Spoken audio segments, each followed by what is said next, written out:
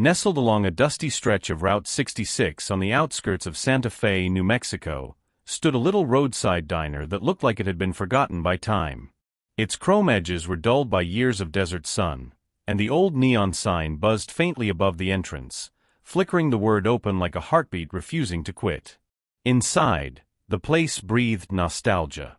Worn red leather booths hugged the walls, checkered black and white tile floors clicked softly under the shoes of morning regulars, and every corner held the scent of strong coffee and fresh pie. But what made the diner special wasn't just its look, it was the music. Every day, from sunrise to closing, the soft hum of old jazz tunes drifted through the air like a warm memory. Ella Fitzgerald's voice, crackling through the speakers, felt like a gentle friend. Cheek to cheek, in a sentimental mood, as time goes by, songs that made folks slow down, smile, maybe even forget their troubles for a while. Locals said the music kept the place alive.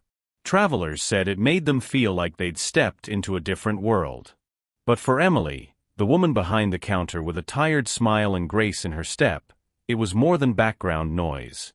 Jazz reminded her of who she once was, before life pulled her in another direction. When she refilled cups or wiped tables, her fingers sometimes tapped to the beat, her shoulders swayed ever so slightly. And when no one was looking, when the diner was quiet and the light fell just right, she danced just a little, like the music still mattered. Emily was 41, but there was a softness in her eyes that hadn't aged a day since she was a girl. She moved through the diner with quiet rhythm, pouring coffee like she was painting strokes on a canvas. Her name tag was faded, her apron worn, but there was something graceful about her, even in the smallness of her world. Years ago, she dreamed of dancing on big city stages. Ballet slippers, spotlight, applause. But life, marriage, money trouble, and a baby girl taken too soon, had turned those dreams into folded memories kept deep in a drawer she rarely opened. Henry Carlton, by contrast, was all edges. 66, tall and commanding, with silver hair always perfectly combed and a gaze that could freeze a room. He wasn't the type you'd expect in a place like that diner. Real estate tycoon. Private jet. A name whispered in boardrooms. But since his wife died in a car accident, he'd become a ghost of the man he used to be, harder, quieter, less sure of what mattered. The only thing tethering him to this world now was his son, Teddy. Teddy was 9, though he looked smaller. Pale still, with sad eyes that stared straight through people. Since the accident, he hadn't spoken a word. He wouldn't eat on his own, wouldn't play, wouldn't smile. His left arm lay limp at his side, untouched by movement or hope. Doctors said trauma. Specialists said time. But nothing seemed to reach him, until the day he met Emily, and something unexpected stirred in the silence. It was just after lunch rush when they walked in, Henry Carlton in his pressed gray suit, and beside him the small silent shadow that was his son. Teddy didn't speak. Didn't look around. Just let himself be led to a booth near the window, where sunlight spilled in like warm honey across the table. He sat stiffly, one arm resting limp in his lap, eyes fixed on nothing. Henry ordered coffee and a grilled cheese. Teddy didn't even glance at the menu. Emily noticed. Not in the way servers are trained to spot a fussy guest, but in the way only someone with a mother's heart can recognize a child's ache. She didn't bring crayons or force a smile. Instead, she wiped her hands on her apron, walked over to the old jukebox in the corner, and pressed B7. The room filled with the soft hum of Fred Astaire singing "Heaven, I'm in Heaven." Then, with the grace of someone who hadn't danced in years but had never forgotten how, Emily stepped into the open space between booths. No announcement. No spectacle. She simply moved, slow, gentle, floating across the tiles like the song had taken her by the hand. Her arms flowed like silk, her feet whispering to the beat. It was a dance not meant to impress, but to invite. Teddy blinked. Just once. Then again. And then barely, so slightly you'd miss it if you weren't looking, his lips curled upward. The first smile in nearly a year. From across the diner, Henry stared. The coffee in his hand had gone cold. He hadn't looked away since the first note played. The next morning began like any other. Emily unlocked the diner just before sunrise, as she had for the past 12 years. She brewed the first pot of coffee, wiped down the counter, and turned on the soft jazz that gave the place its soul. She didn't expect anything different, just another quiet Tuesday in Santa Fe. But at 8:10 a.m., everything changed. A long black limousine pulled into the gravel lot, its polished frame comically out of place next to the rusted pickup trucks and dusty sedans. Emily paused, coffee pot in hand, as a man in a crisp black suit stepped out. He looked around, checked a piece of paper, and then pushed open the diner door. "Are you Miss Emily Reeves?" he asked, voice smooth as glass. She blinked. "Yes." "I've been asked to deliver a message. Mr. Henry Carlton would like to speak with you. He's invited you to his residence this afternoon." Emily's brow furrowed. "I what? Why?" The driver smiled faintly. "He said you'd understand." She stood there, stunned, still holding the coffee pot. The few early regulars turned their heads, whispering. A billionaire's car. A formal invitation. It didn't make sense. She was just a waitress with sore feet and a tired heart. But in the back of her mind, she saw that boy's face, the flicker of a smile small and sacred. Something had shifted yesterday. Maybe in him. Maybe in her. She looked at the driver again, then down at her hands, trembling just a little. "What time?" she asked. The Carlton estate sat just beyond the city limits, an expanse of stone and glass perched on the edge of the desert, where the sun dipped low like a secret. Emily had never seen anything like it. As the limo curved up the private drive, she gripped her purse tighter, feeling painfully out of place. Inside, the house was silent. Too silent. No laughter, no footsteps, just the distant ticking of a grandfather clock and the soft creak of polished floors. A butler led her through a series of long hallways before stopping outside a sunlit study. Henry stood by the window, hands clasped behind his back. He didn't turn when she entered. Only spoke, voice low and even. "I've paid more money than I care to admit to the best therapists in the country," he said. "Speech specialists, trauma counselors, behavioral experts. None of them reached him. None of them could make him smile." He finally turned, eyes meeting hers, not with arrogance, but with quiet desperation. "And then you danced," he said. "You danced, and for the first time in 11 months, my son moved." He smiled. Emily opened her mouth to speak, but no words came. Henry stepped forward. "I'd like to make a request," he said. 1 hour a week. No therapy. No expectations. Just dance. For him." She blinked. "I'm not a professional," she whispered. "I'm just." "You made my son smile," he cut in gently. "That's more than the professionals ever did." She looked away, breath trembling.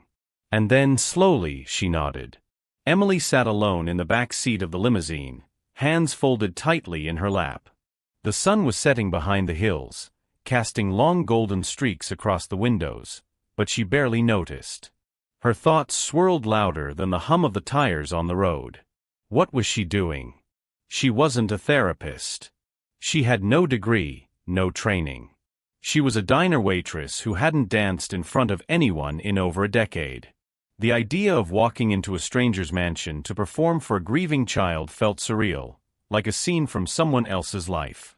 And yet, she couldn't forget his face. That little boy, sitting so still, eyes clouded over like he was trapped inside himself. And then, just for a second, the smile. Small. Fragile. But real. Emily reached into her purse and pulled out a worn photo, edges soft from years of being handled. A baby girl, bundled in a pink blanket, stared back at her. Her daughter. Her heart. The one she held for only 6 days before saying goodbye forever. That loss never left her. It just settled deeper into her bones. Maybe that's why Teddy's silence hit her so hard. Maybe that's why she couldn't walk away. She folded the photo back into her purse and looked out at the road ahead. "I'm not doing this because I know how," she whispered to herself. "I'm doing it because I feel it." The limo turned up the drive toward the Carlton estate. She straightened her back. Ready or not, she was going back. The Carlton estate looked even grander in daylight, but Emily felt smaller inside it. The front door opened with a soft click, and she stepped into a foyer so wide it could have swallowed the entire diner back in Santa Fe. Marble floors stretched beneath her feet, polished to a cold, perfect shine. Tall windows let in streams of sunlight that painted golden lines across antique rugs and silent hallways. Everything gleamed, too clean, too still. It was a house made to impress, not to comfort. A house built for power, not for laughter. A butler showed her the way without a word, his footsteps muffled against the carpet. Along the hall, Emily passed by oil paintings in gilded frames and vases she didn't dare breathe too close to. But it wasn't the luxury that struck her most, it was the silence. No footsteps overhead. No music drifting from another room. No toys. No scattered crayons. Just stillness. When they reached the sitting room, the butler gestured inside and stepped away.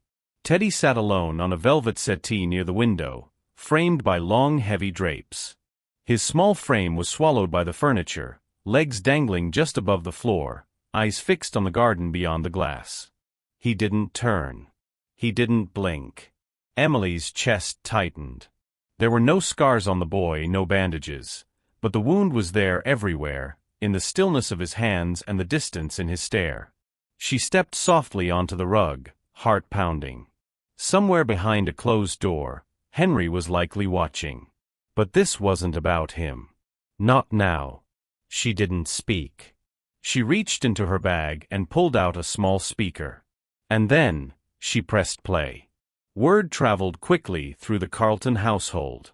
By the second week, whispers followed Emily through the halls, quiet, clipped, wrapped in polite skepticism.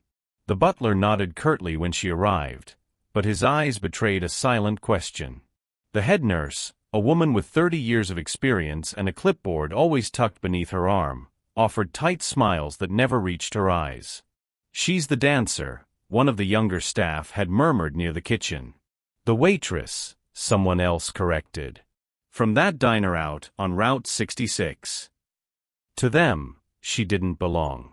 The family had flown in pediatric neurologists from Boston, trauma specialists from Chicago. Teddy's condition had been studied, scanned, documented in files thicker than phone books. Yet none had cracked the silence that surrounded him. And now, a woman in worn flats and second-hand cardigans was waltzing through the drawing room. The private physician, a stern man with a British accent and sharp suits, voiced it plainly one afternoon. "With all due respect, Mr. Carlton," he said, arms folded, "movement therapy is one thing. But interpretive dance by a waitress with no clinical background? It's unorthodox. At best." Henry didn't respond. He just stared out the window, jaw tight, watching as Emily moved through the garden with Teddy seated nearby, his right foot gently tapping to the rhythm of a jazz tune drifting on the breeze. Emily knew what they thought. She'd seen the sideways glances, heard the muttered doubts. But she hadn't come for their approval. She came for the boy who smiled when music filled the silence. Emily never asked Teddy to speak. She never pushed, never pried. She simply showed up, same day, same hour, carrying her little speaker and a gentle smile that asked for nothing in return. She'd lay out a small rug on the polished floor of the music room, kick off her shoes, and press play. And then she'd dance. Some days, it was just her. Arms swaying slowly, feet brushing the floor like wind through grass. Other days, she'd turn to Teddy and say softly, "You can tap along if you like, just with your fingers." At first, he didn't. He'd sit in the oversized armchair, his right hand resting in his lap, the left still limp and lifeless. But his eyes, they were watching. Carefully. Every twirl, every turn, every rise and fall of her shoulders. Watching like he was trying to remember something he hadn't felt in a long, long time. Then one Thursday afternoon, as a quiet trumpet hummed through Moon River, something changed. The music floated through the room like sunlight through lace. Emily moved slowly, her back turned. And behind her, a soft sound, barely audible, came from the chair. Tap. Tap. She turned, heart leaping. Teddy's right foot was bouncing, just slightly to the rhythm. Not a spasm. Not an accident. A choice. She didn't say a word. Just smiled and kept dancing, this time not alone. From the hallway, Henry watched. His son, silent, withdrawn Teddy, had made a move. Not because someone told him to, but because, for the first time in nearly a year, he wanted to. Henry watched from the shadows. Not because he meant to spy, but because he didn't know how to step into that space. The music room had become a world of its own. Soft jazz, slow movement, whispered connection, and it felt foreign to a man who dealt in concrete, contracts and control. Every Thursday, he stood behind the half-closed door, arms folded tightly across his chest, as Emily danced and Teddy watched. At first, the boy sat still. Then came the finger taps. Then the foot. Then one afternoon, Teddy let out the faintest chuckle when Emily spun too quickly and stumbled into a pile of cushions. Henry's breath caught. He wanted to believe it was real. But something in him, the part molded by years of boardroom battles and devastating loss, held back. Was this truly healing? Or just coincidence? A passing flicker in a damaged child's mind? He'd seen hope before, bought it in sterile clinics and private hospitals. He'd watched it flicker and die too many times. So he lingered in the hallway, safe behind doubt. Emily never asked for his trust. She never even looked toward the door. But once, as she folded the rug after a session, she said softly into the quiet room, "Real feelings don't need permission." Henry heard it. He wasn't sure if she meant it for him, or for herself. Either way, the words stayed with him long after the music faded. He wanted to believe. But he wasn't there yet. It started with a ping. Then another. Henry's phone lit up on the nightstand with message after message. Colleagues, assistants, even a board member or two. All forwarding the same link. A video. 37 seconds long. Shaky footage taken from behind a partially closed door, zoomed in just enough to catch the edges of the moment he thought was private. Emily was dancing, barefoot, graceful, light as wind across water. Teddy was seated nearby, his right hand tapping along to the rhythm, his eyes locked on her every move. It should have been something sacred. Instead, it was trending. The caption stung like vinegar on an open wound. Billionaire hires diner waitress to dance therapy for disabled son. Has he lost it? Below, comments poured in, sarcastic, cruel, curious. What's next? Singing baristas. Rich people are weird. Poor kid. He needs help, not some boho ballerina. Henry stood frozen in the middle of his study, the video looping silently on his screen. His jaw tightened. His fingers curled into fists. He felt exposed. Mocked. Betrayed. How had this gotten out? Who filmed it? And worst of all, had Emily been part of it? She said so little. Always so calm. Was it all an act? Had she been angling for attention? A book deal? A viral moment? Henry's world operated on control, reputation, discretion. And now, his most fragile hope, his son's smallest progress, was paraded across the internet like a circus act. His chest burned with anger. He made the call. "Tell her not to come back," he said, voice sharp, final. And just like that, the music stopped. Henry didn't sleep that night. He sat in his leather armchair, the fire in the hearth burning low, casting restless shadows against the walls. The house, usually silent, felt louder than ever, with the echo of that video playing over and over in his mind. He had let someone in. Not just into his home, but into the delicate wounded space where his son lived, a place even he hadn't dared touch since the accident. And now, it felt like a door had been opened not for healing, but for spectacle. The thought churned in his chest. Was it ever real? He remembered how she smiled as she danced, how Teddy's foot had begun to tap, how his son, his broken, quiet boy, had started to look alive again. Had all of it been orchestrated? The next morning, he didn't wait. He called the house manager and gave the order, his voice clipped and cold. She is not to return. Ever. No explanation. No conversation. Just an end. Later that day, a staff member quietly informed Emily. No one met her at the gate. No one said thank you. Her name was removed from the guest list, her badge deactivated. Just like that, she was gone, erased from the routine, as if she'd never been there at all. And Henry told himself it was for the best. Better to cut the thread now before it unraveled further. Better to protect what little remained of his son's peace. But that night, as he passed Teddy's room, he paused. No music. No tapping. Just silence. And for the first time in weeks, it felt heavy again. Emily didn't fight it. When the message came through the housekeeper, polite, detached, clinical, she simply nodded. There were no questions. No pleading. She packed her things quietly, the speaker, the soft rug she danced on, a pair of worn slippers tucked carefully into her canvas bag. The music room, once filled with motion and melody, now felt still again. Hollow. Before she left, she stood at the doorway for a long moment, taking one last look at the chair by the window where Teddy always sat. The boy hadn't spoken. He hadn't said goodbye. But she hadn't expected him to. Healing didn't always come with words. Reaching into her pocket, she pulled out a small square of cloth, white cotton, edges hand-stitched. A handkerchief. It was old, from her mother's sewing box, but clean and neatly pressed. She had stayed up late the night before, unsure why, embroidering something simple across its corner in blue thread. She placed it gently on the arm of Teddy's chair. Then she turned and walked out without a sound. Later that evening, when the room was empty and the lights dimmed, Henry walked past the doorway.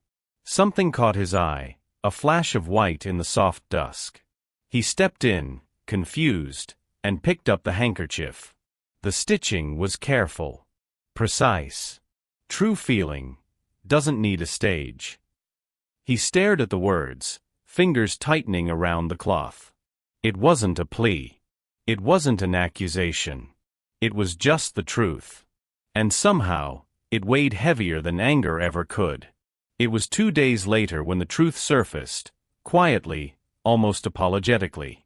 Henry was in the conservatory, staring blankly at the newspaper spread across his lap, when Marta, the longtime housekeeper, approached. She hesitated in the doorway, wringing her hands in a way she hadn't since the funeral. "Sir," she began, voice low. "There's something I believe you should know." He looked up, tired and unshaven, a man fraying at the edges. "It wasn't Miss Emily," she said. "The video. It wasn't her." Henry frowned. "What do you mean?" Marta stepped in, lowering her voice. "It was Lucinda, the nurse who left last month. She never liked Emily, thought she was overstepping. She said some awful things, thought it was absurd that a waitress could do what doctors couldn't. I found the footage on a backup server. Time-stamped. The angle matches the hallway camera, exact spot Lucinda was seen that day." Henry's breath stilled. The anger he'd clung to like armor cracked at the edges. "She leaked it?" he asked. Marta nodded. "I'm sorry. I should have come sooner." Henry stood slowly, as if waking from a fog. His eyes flicked toward the east wing, where Teddy's room sat in silence. "I thought she betrayed us," he murmured. "But she hadn't. She had simply danced." He moved without another word, heart pounding with a heaviness not of guilt alone, but of regret. He had driven away the one person who'd reached into the silence and pulled out something real. Henry couldn't sleep. Long after the house had gone still, he sat alone in his study, the glow of the monitor casting soft shadows on his face. The handkerchief Emily had left lay folded beside the keyboard, its stitched words still echoing louder than anything he'd read all day. True feeling doesn't need a stage. He pulled up the security footage. Click by click, he traced back to the afternoon of the recording, the hallway outside the music room. He remembered brushing off Marta's claims at first, but something inside him, some quiet nagging voice, told him he had to see it for himself. There it was. A figure in white scrubs, partially obscured, holding up a phone just inches from the cracked door. Lucinda. Clear as day. He watched the timestamp. She waited. She recorded. Then she glanced around, slipped the phone into her pocket, and walked away without a trace of hesitation. No remorse. No shame. Henry leaned back in his chair, the breath leaving him like air from a punctured tire. He'd blamed the wrong person. Worse, he'd pushed away someone who had given without asking, someone who had stepped into the quiet heartbreak of his home and offered a little light. His eyes drifted to the folded cloth once more. He reached for it, ran his thumb along the embroidered edge. Then, without another word, he rose from his chair and walked toward Teddy's room, drawn by something stronger than pride, stronger than doubt. Something that, for the first time in a long while, felt like hope. The card was small, no larger than a postcard, with rounded corners and a faded blue border. It rested on the nightstand beside Teddy's bed, half tucked beneath a worn copy of Charlotte's Web. Henry hadn't noticed it at first, too focused on the handkerchief clenched against his son's chest. But now, as he reached for it, his fingers trembled. The handwriting was shaky. Uneven. The pen had pressed too hard in places, faint in others, as though the hand behind it wasn't used to this kind of effort. And it wasn't. Teddy's left hand had remained still for nearly a year. Therapists had said the damage might be permanent. But here it was. Proof of something deeper than recovery. Love.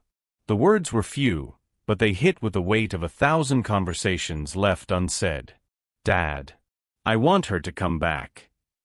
Henry sat down slowly on the edge of the bed, staring at the note, the breath catching in his chest. His son hadn't spoken a word since the accident. And now this, written not out of obligation, but out of quiet desperation. He looked over at Teddy. The boy wasn't asleep. His eyes were half open, fixed somewhere beyond the ceiling, but there was moisture at the corners. A glisten. A flicker of feeling. Henry pressed the card to his heart, shut his eyes, and for the first time since his wife's death, he whispered into the quiet. I hear you, son. And he meant it. The bell above the diner door chimed softly as Henry stepped inside. It was just past noon, and the place was quiet, only a few locals sipping coffee, the soft strains of jazz humming through the speakers. Nothing had changed. The red leather booths. The scent of pancakes and bacon. The jukebox blinking gently in the corner. But for Henry, it all felt different now. Emily stood behind the counter, wiping a mug with a dish towel. She looked up, and froze. Their eyes met.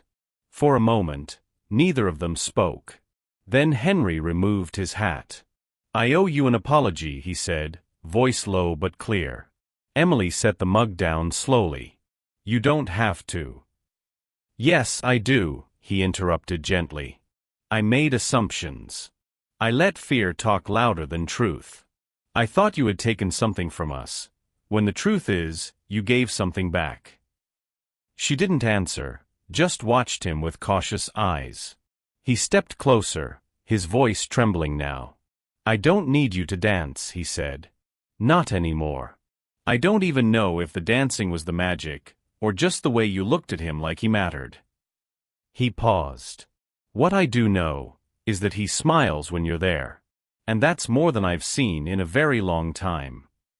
His gaze dropped for the first time, and his next words came quieter, thick with something he hadn't allowed himself to feel in years. I'm asking you to come back. Not as a performer. Just as someone who makes my boy feel whole again." Emily blinked. Then slowly, almost imperceptibly, she nodded. The Carlton estate looked different now.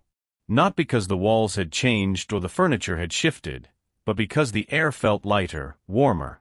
Laughter echoed through the long hallways. Music drifted from open doors.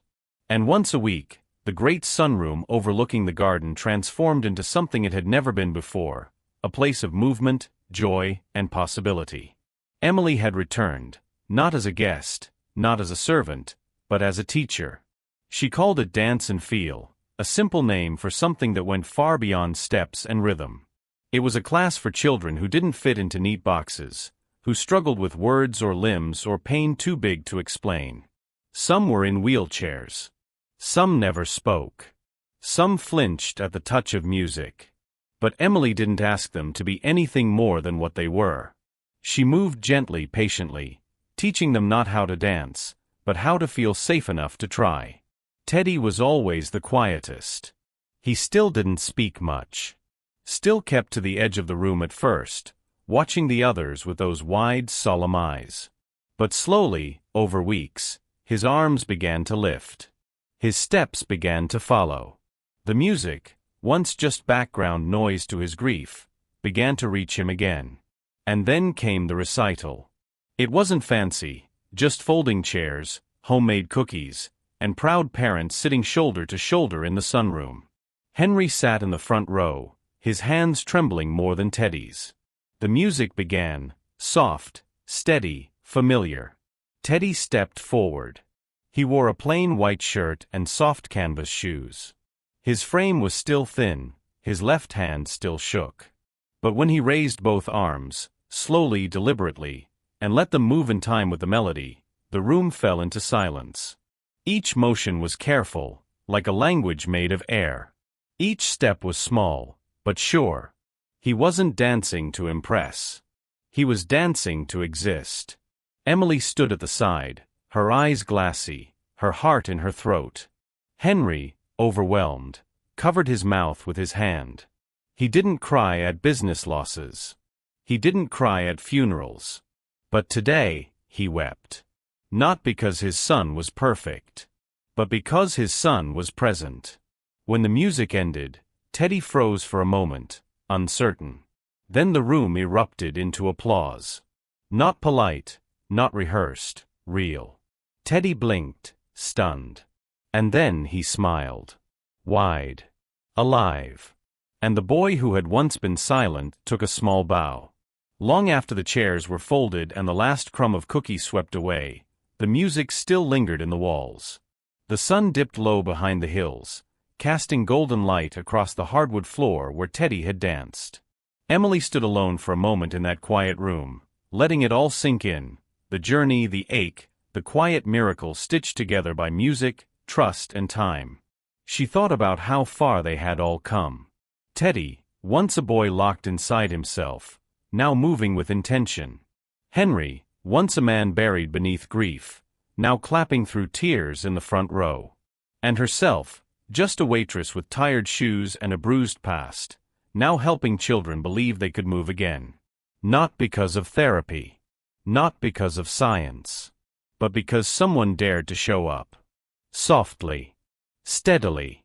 Without asking for anything in return. Healing, she realized, didn't always need words. Some pain lives too deep for language. Some wounds close not with explanation, but with presence. It doesn't take magic. It just takes one person brave enough to dance. Even when the room is silent. Even when no one is watching. Even when the world says it won't matter. Because sometimes, what reaches the heart isn't spoken. It's felt. And it moves, quietly, slowly, beautifully, like music in a child's first smile. If this story brought a smile to your face, please leave a like. It helps share a little more kindness with the world. And if you believe, like we do, that goodness still lives quietly among us, don't forget to subscribe. There are many more stories waiting to be told, stories of healing, hope, and the quiet heroes among us. Thank you for staying with us until the very end. We'll see you again soon.